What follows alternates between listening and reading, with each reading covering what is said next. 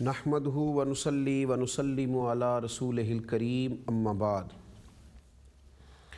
اعوذ باللہ من الشیطان الرجیم بسم اللہ الرحمن الرحیم یا ایہا الذین آمنوا کتب علیکم الصیام کما کتب علی الذین من قبلکم لعلکم تتقون صدق اللہ العظیم اللہم صلی علی سیدنا و مولانا محمد معدن الجود والکرم وآلہ وصحبہ وبارک وسلم الصلاۃ والسلام علیک یا سیدی یا رسول اللہ وعلی آلک واصحابک یا سیدی یا حبیب اللہ۔ حمد و صلاۃ کے بعد رمضان المبارک بڑی عظمتوں، فضیلتوں، رحمتوں کے ساتھ سایہ فگن ہوتا ہے۔ اس ماہ نور کا ایک ایک لمحہ، ایک ایک گھڑی ایک ایک ساتھ بڑی فضیلتوں اور عظمتوں والی۔ اللہ تبارک و تعالیٰ کی خاص رحمتیں اس مہینے کے لمحات میں اپنے بندوں پر برستی ہیں، اور اس مہینے کا ایک ایک لمحہ امت کے لیے رحمتیں اور برکتیں لے کے آتا ہے۔ لیکن رمضان شریف میں کچھ مخصوص عبادات ہیں۔ ایک تو روٹین میں سارا سال فرض نماز ہے، سارا سال انسان کے ساتھ اللہ تبارک و تعالیٰ کے احکامات کی پابندی ہے، لیکن رمضان المبارک میں کچھ خاص عبادات ہیں، جیسا کہ رمضان میں پہلی عبادت، اہم عبادت روزہ رکھنا ہے۔ قرآن مجید نے کہا یا ایھا الذین آمنوا کتب علیکم الصیام، اے ایمان والو تم پر روزے فرض کیے گئے، کما کتب علی الذین من قبلکم، جیسا تم سے پہلے لوگوں پر فرض کیے گئے تھے۔ اور اس کی ایک غرض و غایت ہے، اس کا ایک مقصد ہے، لعلکم تتقون، وہ مقصد یہ ہے کہ تم پرہیزگار بن جاؤ۔ روزہ اللہ تبارک و تعالیٰ کی رضا کے لیے صبح سے لے کر شام تک کھانے پینے سے، عمل زوجیت سے اپنے آپ کو روکے رکھنا، اللہ تبارک و تعالیٰ کے ہونے کے تصور کو پیدا کرنا، توحید باری تعالیٰ کے ذائقے کو اپنے دل میں محسوس کرنا۔ یعنی انسان اکیلا ہے گھر میں، اس کے پاس کھانے پینے کی ساری اشیاء موجود ہیں، کوئی دیکھنے والا نہیں ہے، لیکن وہ اپنے آپ کو روکے رکھتا ہے۔ معنی کیا ہے؟ لذت توحید کو چکھتا ہے۔ معنی کیا ہے؟ اس تصور کو پختہ کرتا ہے کہ میرا رب ہے جو مجھے دیکھ رہا ہے۔ اس خاص ذوق سے وہ گزرتا ہے کہ چاہے کوئی بھی موجود نہیں ہے پر میرا مالک تو موجود ہے نا۔ تو روزہ عقیدے کی وہ پختگی دیتا ہے، ایمان اور یقین کی وہ دولت عطا کرتا ہے کہ انسان اپنے ضمیر میں اور اپنے دل میں اور اپنی روح میں ایک مضبوط مومن کی صورت میں اپنے آپ کو ابھرتا ہوا محسوس کرتا ہے۔ اس لیے رسول پاک صلی اللہ تعالیٰ علیہ وسلم نے فرمایا کہ اللہ تعالیٰ فرماتا ہے ابن آدم کا ہر عمل اس کے لیے ہے پر روزہ میرے لیے ہے، اور رب فرماتا ہے میں خود ہی اس کی جزا عطا کروں گا۔ اور پھر نبی کریم صلی اللہ تعالیٰ علیہ وسلم نے فرمایا روزہ ڈھال ہے، جب تم میں سے کوئی شخص روزہ دار ہو تو وہ بیہودہ گفتگو نہ کرے، فحش گوئی سے اجتناب کرے، اور اگر کوئی شخص اسے گالی دے یا اس سے جھگڑا کرے تو وہ کہے یار میں تو روزے میں ہوں، میں تو روزہ دار ہوں۔ حضور علیہ الصلوۃ والسلام فرماتے ہیں مجھے اس ذات کی قسم، یہ ذرا لفظ دیکھیے، کریم فرماتے ہیں مجھے اس ذات کی قسم جس کے قبضے میں محمد عربی صلی اللہ علیہ وسلم کی جان ہے، حضور فرمانے لگے روزہ دار کے منہ کی خوشبو قیامت کے دن اللہ کی بارگاہ میں کستوری اور عنبر کی خوشبو سے بھی زیادہ محبوب ہوگی۔ صرف اس کے منہ کی خوشبو، اتنا رب پیار کرے گا روزہ رکھنے والے سے، اتنی محبت کرے گا اللہ تبارک و تعالیٰ۔ اور حضور علیہ الصلوۃ والسلام فرمانے لگے وہ جو سالکین طریقت ہیں نا، وہ جو اپنے رب کی یاد میں تڑپتے ہیں، وہ جو روز کہتے ہیں کبھی اے حقیقت منتظر نظر آ نہ لباس مجاز میں، لاکھوں سجدے تڑپ رہے ہیں میری جبین نیاز میں،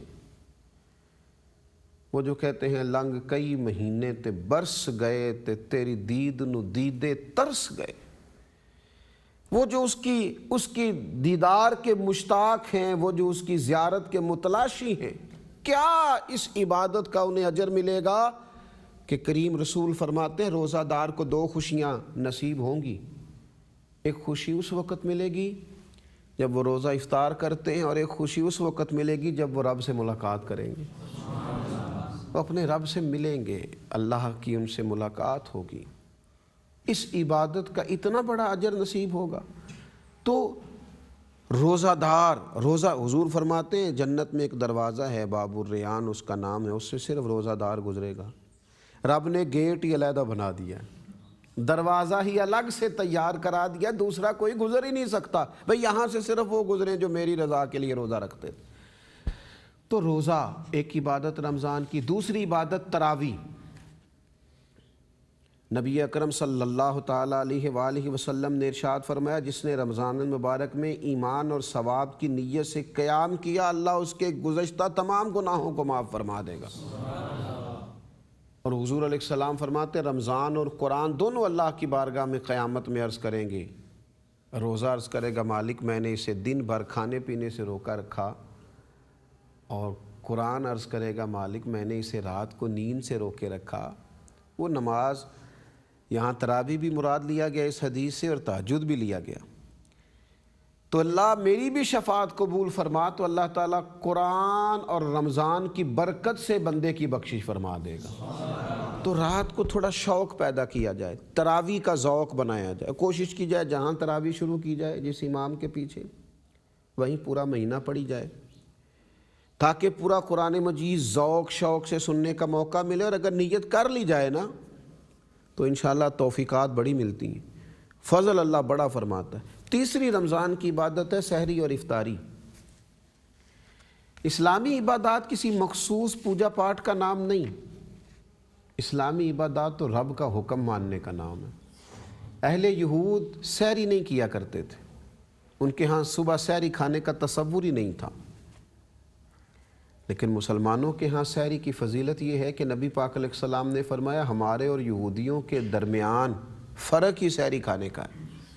اور نبی اکرم صلی اللہ تعالیٰ علیہ وسلم نے فرمایا سحری کھایا کرو، سحری کھانے میں برکت ہے۔ یعنی یہ تم مت سمجھو کہ صبح میں تو چپاتی کھا رہا ہوں، میں تو سالن کھا رہا ہوں، میں تو دہی کھا رہا ہوں۔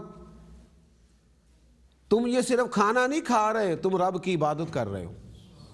یہ عبادت ہے، یہ خاص خدا کا فضل ہے۔ صبح اٹھ کر سحری کرنا، افطاری کے وقت کھانا کھانا، یہ عبادت ہے۔ اور میرا خیال ہے یہ حدیث پاک جو ترغیب و ترہیب میں موجود ہے، اسے جو لوگ سنیں گے نا وہ تو شاید سحری کے لقمے کا روحانی ذائقہ محسوس کریں گے۔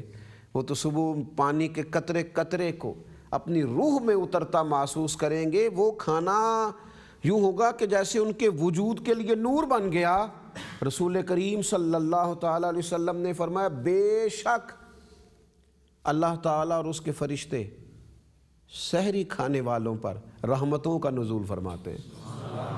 وہ روٹی کھا رہے ہیں، دہی کھا رہے ہیں، سالن کھا رہے ہیں، پانی پی رہے ہیں، کھانا کھایا جا رہا ہے، اور اللہ رحمتوں کا نزول فرما رہا ہے، فرشتے رحمتوں کا نزول کر رہے ہیں۔ تو سحری اور افطاری یہ بھی رمضان المبارک کی عبادات۔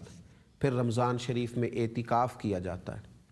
حضرت احتاب بن ربیع رضی اللہ تعالیٰ عنہ کے الفاظ بڑے خوبصورت ہیں۔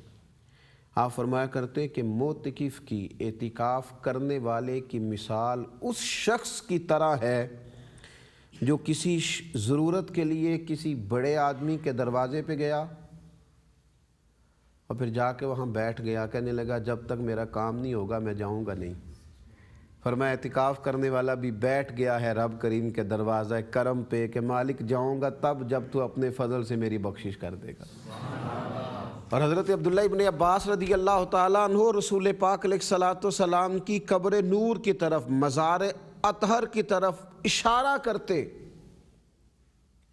اور ساتھ ان کی مقدس آنکھوں سے ٹپ ٹپ آنسو بہتے، فرماتے زیادہ دیر نہیں ہوئی میں نے اس قبر میں آرام فرما محبوب علیہ السلام سے سنا ہے کہ جو رب کریم کی رضا کے لیے ایک دن کا بھی اعتکاف کرے گا نا، اللہ اس کے اور دوزخ کے درمیان 3 خندقیں بنا دے گا، اور ایک خندق کی چوڑائی لمبائی اتنی ہے جتنے زمین و آسمان ہوتے ہیں۔ یہ اعتکاف کرنے والے کو برکت ملے گی۔ اگر ایک دن کے اعتکاف کی یہ شان ہے تو 10 دن کے اعتکاف کا اللہ کتنا اجر عطا فرمائے گا۔ پھر اسی طریقے سے رمضان المبارک کے اندر شب قدر ہے، اور یہ جو اعتکاف ہے اس کا مقصود ہی شب قدر ہے، اور نبی اکرم صلی اللہ تعالیٰ علیہ وآلہ وسلم کا طریقہ ہے۔ حضور فرماتے شب قدر کو رمضان کی آخری 10 دنوں میں تلاش کرو۔ اسی کے لیے حضور اعتکاف فرماتے، لوگوں کو اٹھاتے، اور سرور کائنات علیہ الصلاۃ والسلام نے اس ماہ مقدس کی یہ عظمت اور فضیلت بیان کی، اس رات کی، کہ قرآن مجید نے کہا لیلۃ القدر خیر من الف شہر۔ یہ وہ ایک رات ہے جو ایک رات ہے پر 1000 مہینوں پر فضیلت رکھتی ہے۔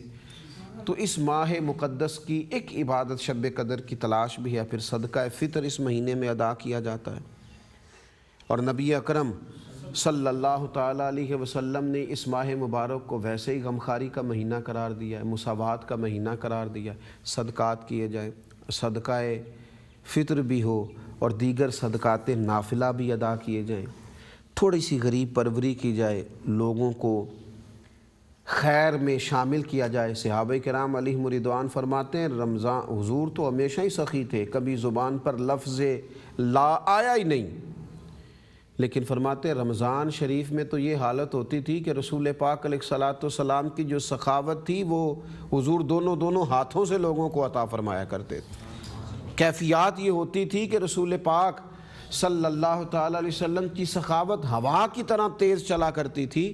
رمضان المبارک کے اندر ذرا دوسروں کو، میں احباب کو اکثر یہ مشورہ عرض کیا کرتا ہوں کہ اپنے ذاتی اخراجات کو تھوڑا سا کم کیا جائے۔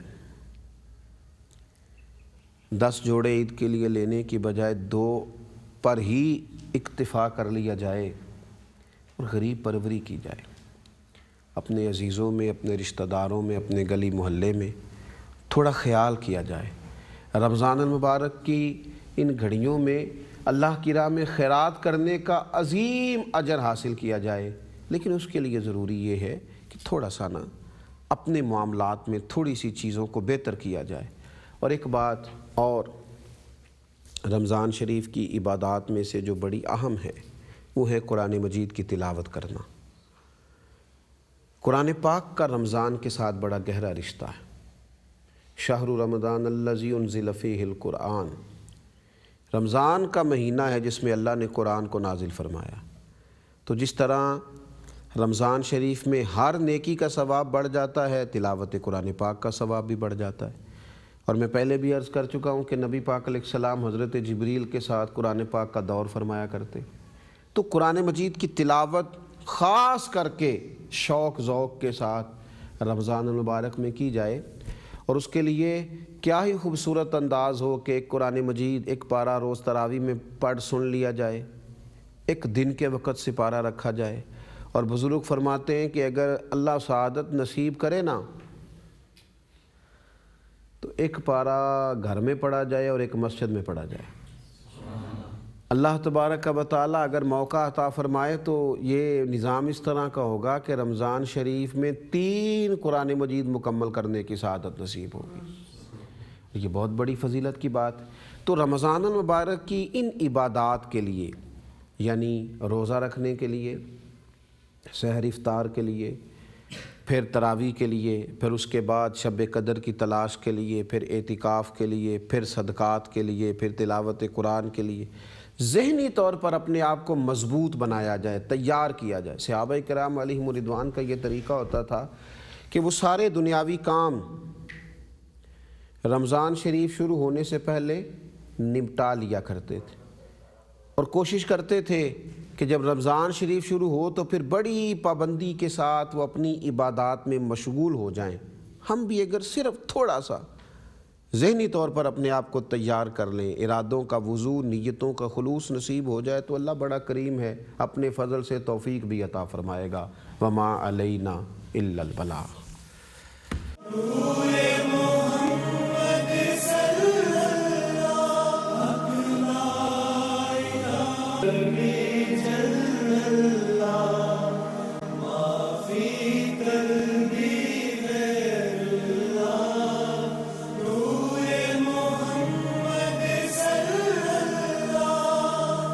درود